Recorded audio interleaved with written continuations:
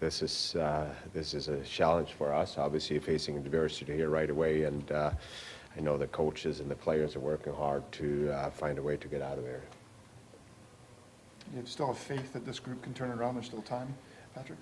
I do think so. I mean, the way they're working every day and trying to find solutions and trying to find ways to start winning hockey games. I do think that we have a lot of good players on this team. You put a lot of faith into this core. Really, the core hasn't been touched, hasn't been changed. Do you still have faith in this core, or is it time to shake things up? I definitely have faith in this core. I think we have a lot of young and good players here. I believe we're the 6th youngest team in the league on the opening night roster. So I definitely think this young group has still a lot of things to learn, and part of it being facing diversity here and how they come out of it. But I definitely have faith in this young core. A big thing that Jim wanted to see, Patrick, was better structure, especially better defending, better zone exits. How much do you think that has contributed to where you guys are today? A lack of that? Definitely part of it. I think good teams definitely in this league right now have they're playing with a structure, they're playing with a system, and they feel comfortable about it.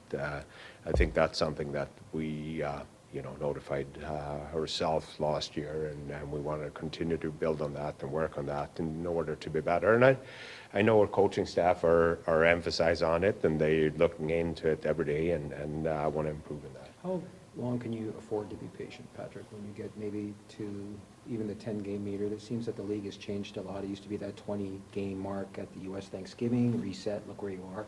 But there's so much parity in the league now. Can you afford to wait too long in terms of even making a roster move to do something? Well, one thing that we, always do is trying to improve our team and looking at all the options and see what's available, and if there's a fit with cap and assets too. The reality is that we need to start winning hockey games here.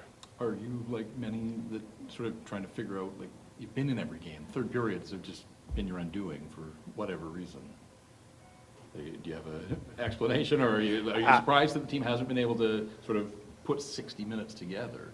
I would say surprised. Yeah, I guess that's surprising that we actually have played part of the games really well and showed habits and details of a winning and good team. But somehow there is those individually breakdowns that cost us at this point goals, and especially third periods.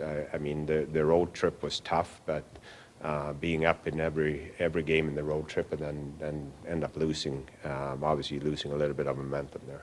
Patrick, we've spoken at length in regards to the fact that moving players, moving contracts isn't the easiest. You've talked about the summer that you guys had. Bruce really looks like a miracle worker with what he did last year with this roster. Now he's in a really tough spot. How do you look at what he's dealing with, and how do you look at the team that he has right now? Well, since I got in here last season in January, I think we were so far behind when Bruce came in here, and I think he had a tremendous start there, and I think he went 10-0 or 9-1, and I think the team started to take us light. Credit to him and the players. They find a way to enjoy being at the rink. They find a way to win games. But if you look at it, how we played, we had a tremendous goaltender. I think Tachidemko was the best in the league from December to the end. Our special teams was really good too. The 5-on-5 needed to be better in order to be a top team in the league. So in that regard, it was something we wanted to address going into the season. And part of that was, finding more structure and structure, accountability, and finding systems place there. So I think we're a talented team, but we need to get this team and this group to play together as a group and a team. Do you think a coaching change would make a difference with the roster and with the injuries that you have right now?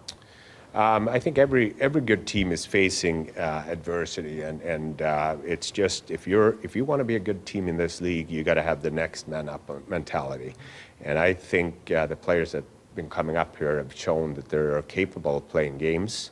I don't think that's been an issue. I think we need to have our kind of the top players to buy in and be the top players every single day you walk in here to the rink, and I think that's the difference right now. Pat, injuries have become part of the storyline here early. What, if anything, can you tell us about the extent of particularly Quinn and Brock? My understanding through the doctor's reports are that both are day-to-day and expected to be back here, I don't believe that they're back tomorrow, but, anytime soon. They shouldn't be out that long. And Lazar, sort of, where did that? Lazar is, I believe he's more 3 to 4 weeks.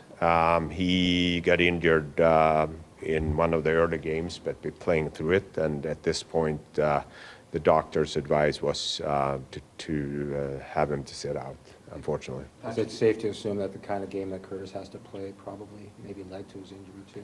Absolutely, I think, body? yeah, absolutely. I've been very pleased with Curtis, the character. You can tell that he's been, in an organization that have a higher standard and how he conduct himself on and off the ice every day.